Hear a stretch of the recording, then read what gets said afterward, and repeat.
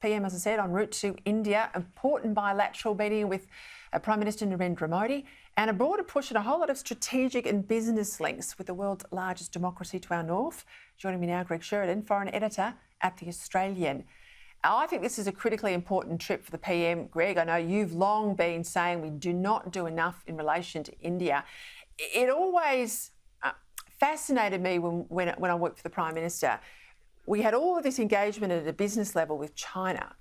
We kept asking them, why don't we do more with India? Why don't we sort of put eggs in broader baskets? We know coming out of China and issues with supply chain, India's a no-brainer. It's the world's largest democracy. But a lot of business leaders said just India's too hard. It's just too hard. Now, clearly, issues with China are forcing them to go down the India path. What can we expect? Why have they walked away from India in the past? What can we expect out of this trip? And your point about it being critical for Australia. Well, Peter, great to be with you. I think India is absolutely the future, and it is central to everything that counts for Australia. Tony Abbott was a champion of the India relationship. John Howard was right at the end. But India is an enormous relationship which has had a lack of champions in Australian politics. You consider all the things we did to capture the attention of China and to please China. We've done nothing like that with India. We barely have an India Research Institute at any Australian university.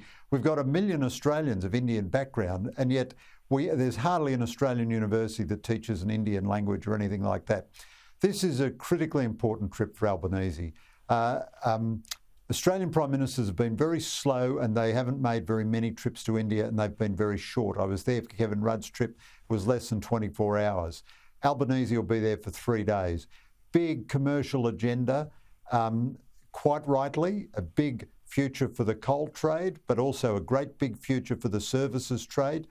Deakin University is going to be the first foreign university to set up a branch in India. At the same time, an enormously important security relationship. So Australia seems now to be a permanent invitee to the annual Malabar military exercises involving India, the US, Japan and Australia, the Quad membership. We're going to host the exercises this year for the first time. Modi is spending a lot of time with Albanese over the next 3 days, and this is no criticism of Albo, but he's not doing it because Albo is a wonderfully enchanting person. He's doing it because he wants to underline the strategic commitment to Australia. This is a strategic partnership which both governments and both private sectors have to invest in and bring to life now. And it's tremendously important. I mean, the final point is, India is now the biggest country in the world. It's the fastest growing big economy in the world. Just by being itself, it exercises a natural balance to China, and it's critical to all the equations in Asia. You mentioned Tony Abbott. I might just mention I spoke to him today. He's just got back off a plane from Delhi, and he's been in India for the last week. So he's just as committed to India as a retired former PM as he was when he was there in office. I've got to get your take on this visit then that will happen after India into the United States. We'll know Rishi Sunak will be there from the UK. President Biden will host.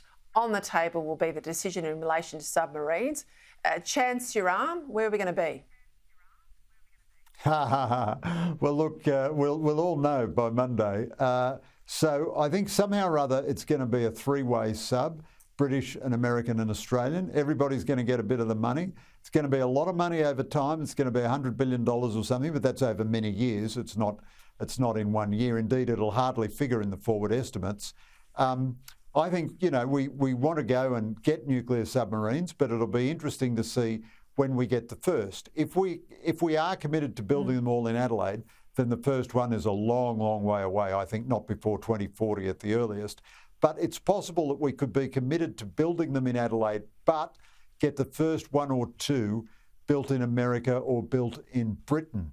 And this program is not real until there is a nuclear-powered boat with an Australian flag on it.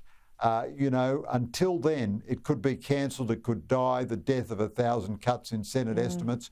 Once you've got a nuclear-powered boat with an Australian flag on it, it is a real thing. But having said all that, of course, we're going to confront the security emergency with China over the next 5 to 10 years without any of these nuclear boats, because even one built in America or Britain for us, we're not going to get before the end of this decade at the earliest.